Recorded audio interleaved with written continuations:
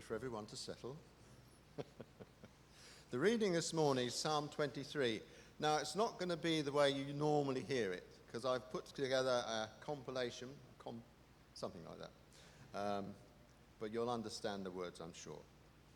Psalm 23. The Lord is my best friend. All right.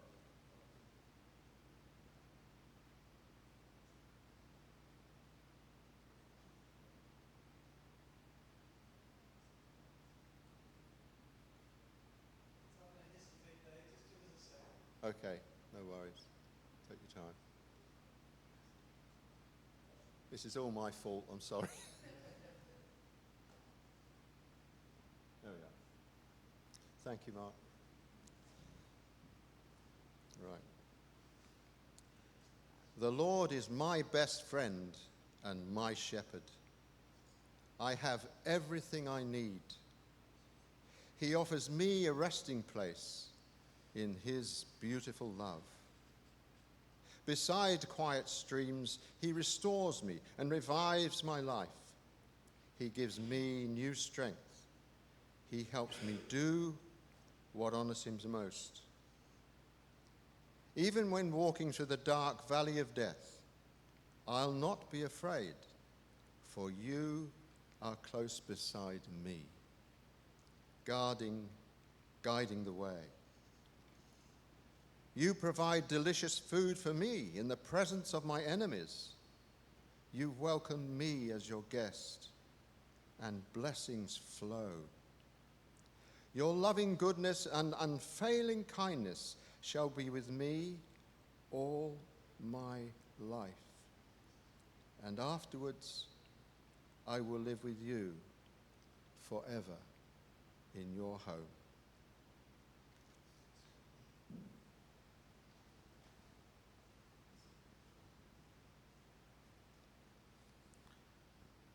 Thank you, Dave. Thank you.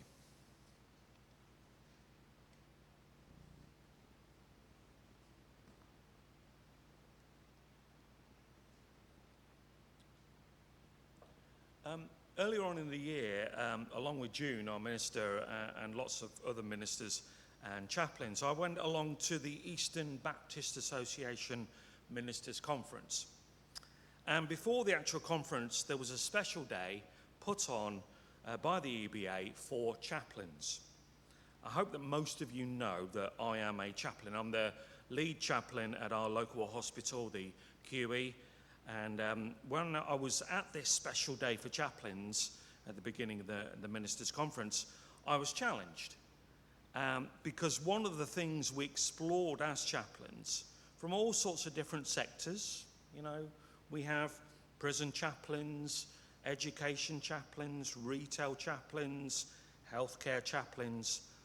But we were challenged to answer the question, how does your church support you as a chaplain? How does your church support you as a chaplain? Because, you know, you're on the front line, so the idea was. And whilst we went round the room and people allegedly gave wise and thoughtful answers, I just thought to myself, well, yeah, church does support me.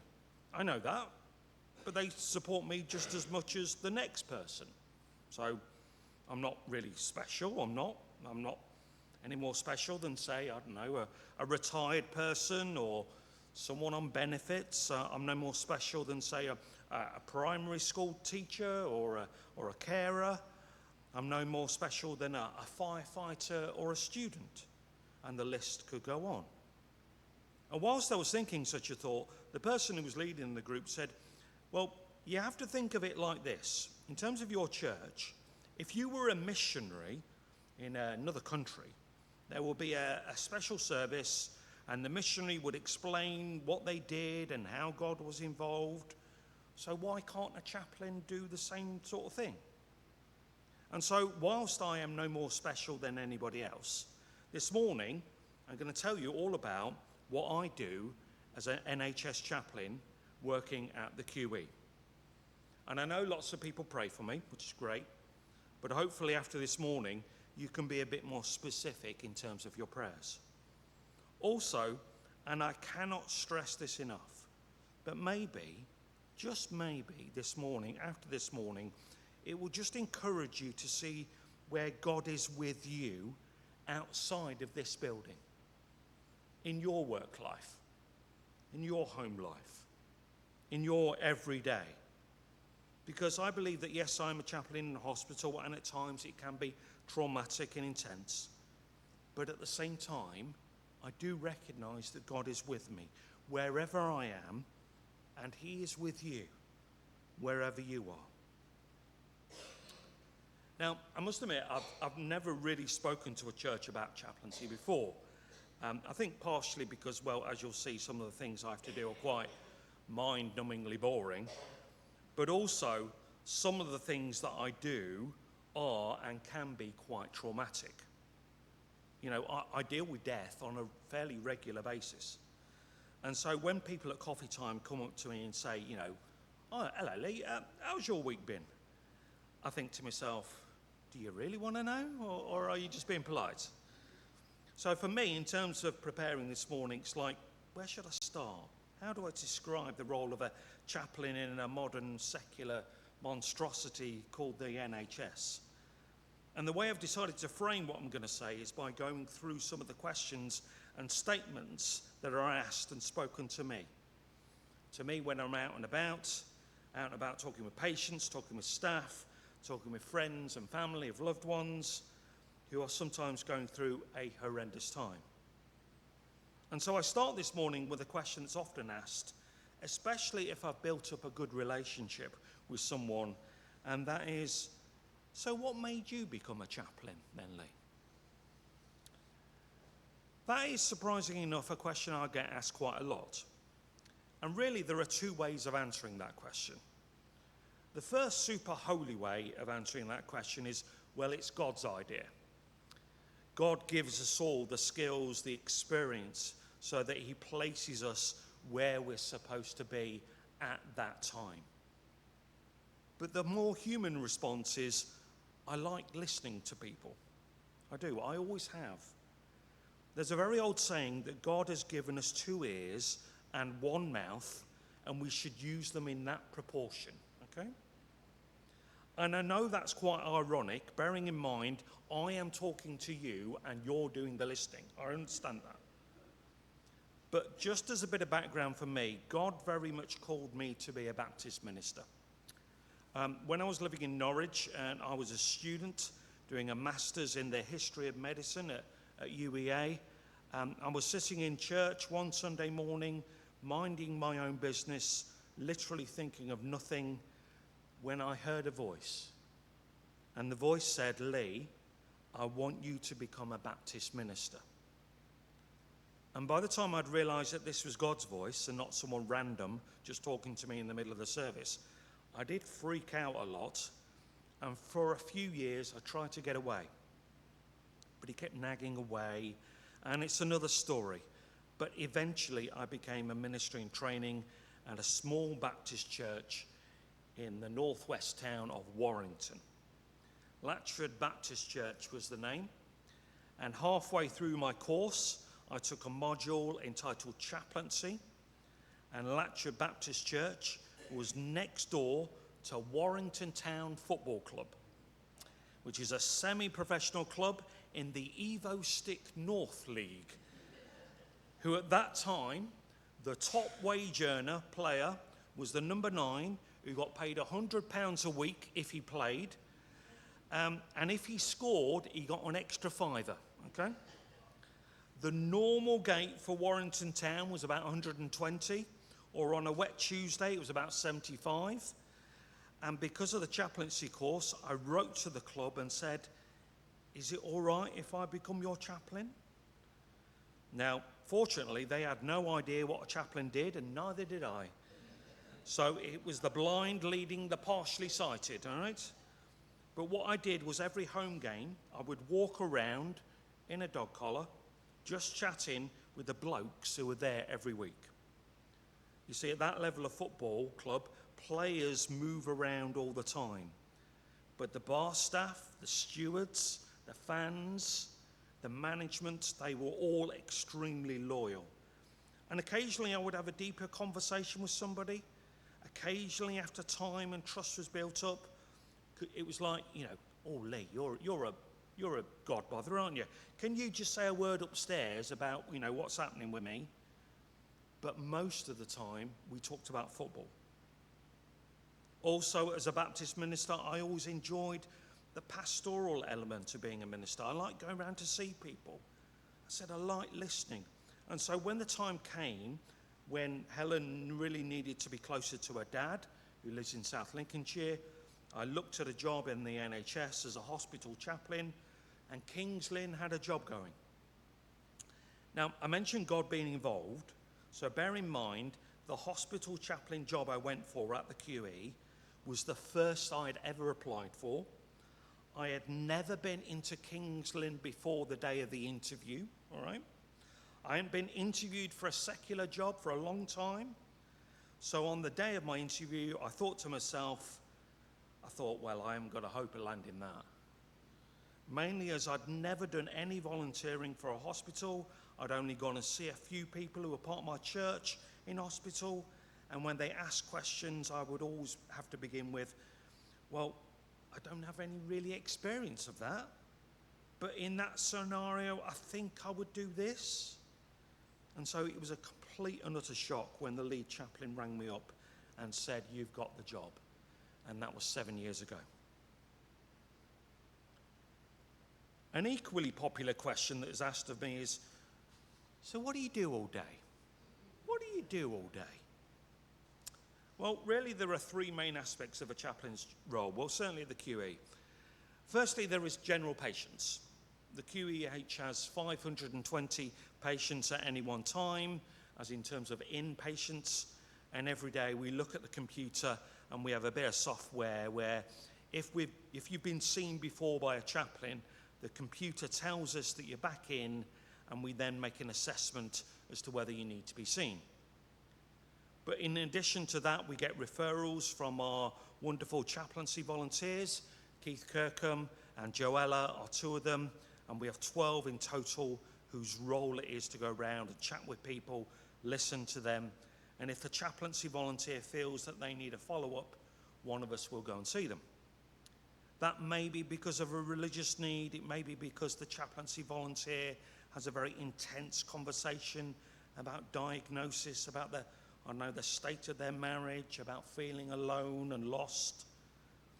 We get referrals from local churches and other faith organisations to say, so-and-so's in, can you go and see them? We will get referrals from the wards, from staff who perhaps are worried because of bereavement issues, or again, loneliness or mental health issues. I do some training for staff, and I always share a story when I do the training of an 82-year-old gentleman called George who came into the hospital. And the reason he came in was because in his garden in the middle of February, he fell over and he damaged his hip, okay? And so the surgeons, he needed surgery, he needed a bit of his hip replacing. And so the surgeons did their job, fantastic, really good. And on the day of the operation, the therapists, they did their job, they managed to get him standing up. Great, fantastic. And he was quite a quiet bloke, sort of kept himself to himself, didn't really say much to anybody else. And 2 or 3 days later, one of the therapists came round to see him and said, George, fantastic, you're doing really well. You can go home tomorrow. And George takes one look at the therapists and bursts into tears. And the reason is because 2 years previous, his wife of 60 years, Betty, had died. And tomorrow, the day when he was going home, was the 2-year anniversary. And the reason why he was in the garden in the middle of February doing some digging was because he hated going back into his own house because it reminded him of Betty. And so the therapist gave us a ring and we sat down with George and we listened to him. And we listened to him tell his story about Betty and how they met and their marriage together and the kids they've had who have now flown the nest. And we just explored perhaps how perhaps he can just begin to go through that grief journey. that's what we do. That's important. The second thing we do is we go and see every single patient who is classed as end of life or palliative care. Now, just so you know, palliative, as far as the hospital is concerned, means that it is more than likely you are within the last year of your life. End of life means that you are within the last 6 weeks of your life. It's never quite that clear cut, but that's the idea. There is a specialist palliative care team who we work closely with, and within the hospital now there is a 5-bed end-of-life unit called Pedder's Way. Every day a chaplain will go around that unit talking with the patients if they're still awake, but more likely talking with family members, just asking how they're coping. We also recognise that this sort of work takes its toll on the staff, so we always check in with them as well.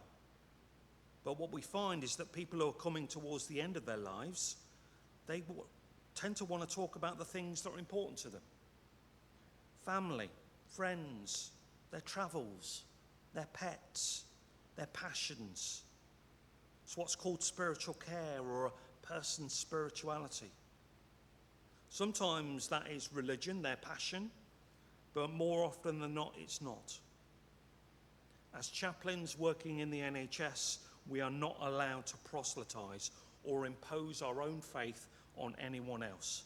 If they ask, then that is another matter, but we cannot automatically ask them to commit their souls to Jesus.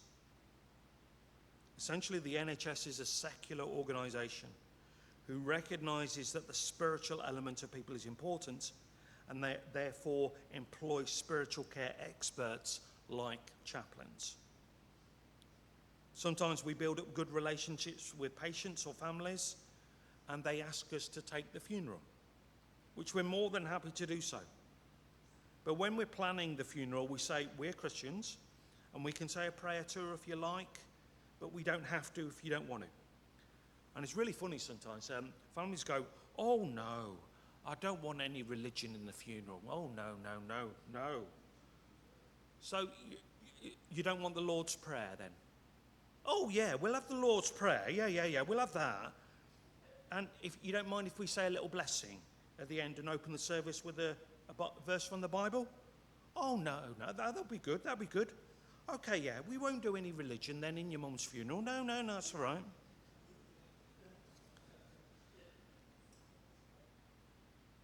The third element that takes up a lot of our time is baby funerals. Now, I warn you now, this is the worst and most privileged part of my role. And if this triggers off anything for you, then come and speak to me afterwards, okay? But the hospital has a maternity unit. And sadly, despite advances in medicine, sometimes babies are not brought to life and die either in the womb or very soon after birth. And so for any gestation period between 12 weeks and full term where a baby dies, then we as chaplains, we take the funerals. We meet the parents after they've delivered. We offer a naming and blessing service. I am a Baptist minister, and although some parents call it a christening, I call it a naming and blessing service, and it does involve me using water where I put the sign of the cross on the baby. As a Baptist minister and chaplain, I do get special dispensation from the BU for doing this. And we also take the funerals. Now, some parents don't want to come along to the funerals, which I would think you can understand the reasons why. But whether they come or not, we still do a funeral. And this is the really grim bit. But as chaplains, if the baby is under 24 weeks gestation, then we are the funeral directors. So we go on the morning of the funeral and we pick up the baby from the mortuary. We put the baby in the back of the hospital pool car and we take the baby to the crematorium. And we then conduct the service. It is a very, very privileged role. And the paperwork is unbelievable, all right? Rightly so. but there are times when we spend longer doing the paperwork than the actual funeral.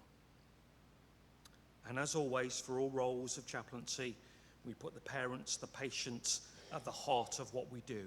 So we always offer a religious or a non-religious naming and blessing service. We always offer a religious or a non-religious funeral. We always say you don't have to come. We always say you can have just you two at the funeral or all of your friends and family. Last year we did 46 of those types of funerals. And every year we have a baby loss awareness service, and we invite all those people who've gone through baby loss that year to a special service to remember their loved ones. As you can tell, it's a very special part of my job. So those are the three elements, sort of main elements, but on top of that, as lead chaplain, I get asked to do all sorts of random things. Earlier on in the year, I was asked to say a few words about a tree that was planted in the grounds to mark an organisation called Doctors in Distress. Because on average, every 3 weeks, a doctor takes their own life in the NHS. Every week, a healthcare worker will take their own life. In May, it was the 80th anniversary of VE Day, and the hospital acknowledges that. So it's like, again, Lee, can you just say and organise a special service? Can you say a few words? We do lots of staff support where we go along with staff to HR meetings and the like. We help staff celebrate their own religious festivals because the hospital is one of the most diverse places in King's Lynn to work. And we have people from other faiths and nationalities. And so offer our sacred space as a place for people to come and exercise their faith in a way that's right for them. And by learning more about other people's faiths, cultures, nationalities, I actually learn about what's important to me. I do training for staff, especially when it comes to how relatives should be shown compassion and understanding if one of their loved ones died. And I also get to tell all the staff, or the new staff, about the wonders of chaplaincy. Occasionally, very occasionally, I get to organise an emergency wedding. That's where basically a patient cannot leave the hospital but wants to get married before they die. Now, the law is very strange in this country, in that people tend to think that as a chaplain, as a minister, I can conduct a wedding, get people to say vows wherever they are, and it's all legit and lawful. However, whilst I can ask people to say vows and promises, give them a blessing, etc., etc., actually, in terms of being legally married, it is the place that you marry that is of far more importance. The hospital is not a place that is authorised where you can get married. But if a doctor signs a special letter which says that a patient cannot, under any circumstances, leave the hospital, then we can contact the local registry office and they will send out a registrar to marry the couple. In my 7 years of being a chaplain, I have organised 5 weddings. More often than not, I get asked advice as to what to do, which I'm more than willing to do. But when it comes to emergency weddings, I do also have to make sure that both parties understand what they're doing. A mental health assessment, you might say. But it's quite funny in that the wording of the relevant assessment is, does this person understand the nature and purpose of marriage? And it always makes me smile, because I've been married 24 years and I still don't really understand the nature and purpose of marriage. Another thing people say to me is, oh, I couldn't do what you do. How do you cope? Now, it must be said that chaplaincy is not all doom and gloom. Privilege is the word I use when it comes to accompanying people through their journeys through the health system. And whilst we deal with a lot of death, we do also see people who get better as well, okay? I haven't got a scythe as I go round or anything like that. I'm not, We do have a laugh with patients and staff, and it must be said that I have 3 other chaplaincy colleagues, and we all have a very dark sense of humour at times, like most healthcare professionals. But we also support each other as well. We pick up each other's slack. We get a sense when perhaps the work hits home a little bit. There are also times when my job is a bit ridiculous. I do remember one elderly lady who I sat down with, and I think she thought I was the Reverend Richard Coles, okay? And the reason I say this is because I sat down in front of her, I explained who I was, and she immediately said, "Oh, I did like you on Strictly." And I was wearing black on that day. I was taking a funeral on, dog collar on. And during that time, Reverend Richard Coles was on Strictly Come Dancing. So I just went with it, because that's what, it's just easier. It's just easier, just go with it. There are times when the patient's reality is very different from everybody else's. We do also have some wonderful chaplaincy volunteers. I've already mentioned Keith and Joella. And the volunteers are allocated to a specific ward, and they go and see and listen to the patients. And at the end of their time on the ward, they come back to the office and we have a bit of a debrief, which is hopefully good for them, but also it's quite good for me as well, as it reminds me at least that there are lots of good healing going on in the hospital. All 4 chaplains as well. Sam Abramian, whom some of you know, is a Baptist minister, is one of those. I have a Quaker who works alongside me, and a guy who worships at the King Centre.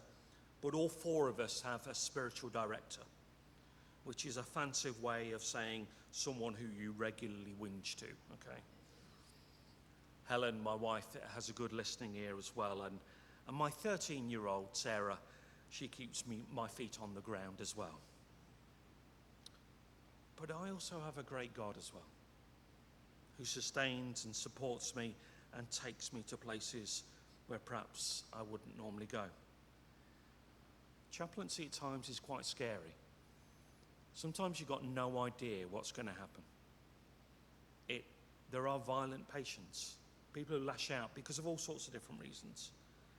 And I often refer to Psalm 91 that I read at the beginning of the service, both for myself and for patients, because it reminds me that wherever we are, God is. Whatever is happening to us, God is alongside me. And there may well be terrors by night and deadly pestilence that stalks by day. But God is with me, and God is with that patient, and God is with that person who I'm seeing.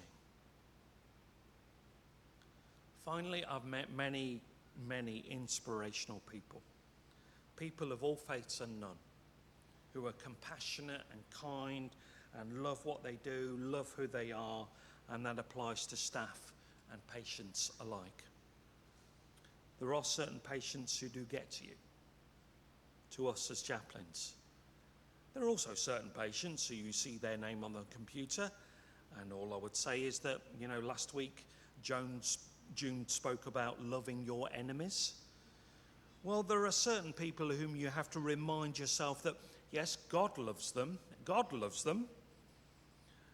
but there are also patients for whom it's a joy to see as they lift you up. And sometimes it puts your own life into perspective. There was a beautiful older lady, shall we say of 90 years old, who always smiled when you came to see her, who always asked after you when you came to see her, who always wanted to pray when you went to see her. And yet you knew she was riddled with pain from rheumatoid arthritis. And I'm always amazed at the power of 2 sets of prose that I use a lot, Psalm 23 and the Lord's Prayer. I do use other scripture as well, but Psalm 91, for example. But honestly, the number of times I've read Psalm 23 in a person's ear and it's produced a response when nothing else has. Or a stroke patient has been struggling to answer my questions, and I've known that they're a Christian. And so I've just said, well, shall we say the Lord's Prayer? And they've joined in, where again, they've not been able to speak any other word. Sometimes with a few words, sometimes with the whole thing. And it's been incredible. And so to finish off this morning, I'm going to read you Psalm 23, and then we'll say the Lord's Prayer together. Psalm 23. The Lord is my shepherd. I lack nothing. He makes me lie down in green pastures. He leads me beside quiet waters. He refreshes my soul. He guides me along the right paths for his name's sake. And even though I walk through the valley of the shadow of death, I will fear no evil, for you are with me. Your rod and your staff, they comfort me. You prepare a table before me in the presence of my enemies. You anoint my head with oil. My cup overflows. Surely your goodness and love will follow me all the days of my life, and I will dwell in the house of the Lord forever. The Lord's Prayer. Our Father, who art in heaven, hallowed be thy name. Thy kingdom come, thy will be done, on earth as it is in heaven. Give us this day our daily bread, and forgive us our trespasses, as we forgive those who trespass against us. And lead us not into temptation, but deliver us from evil. For thine is the kingdom, the power, and the glory, forever and ever.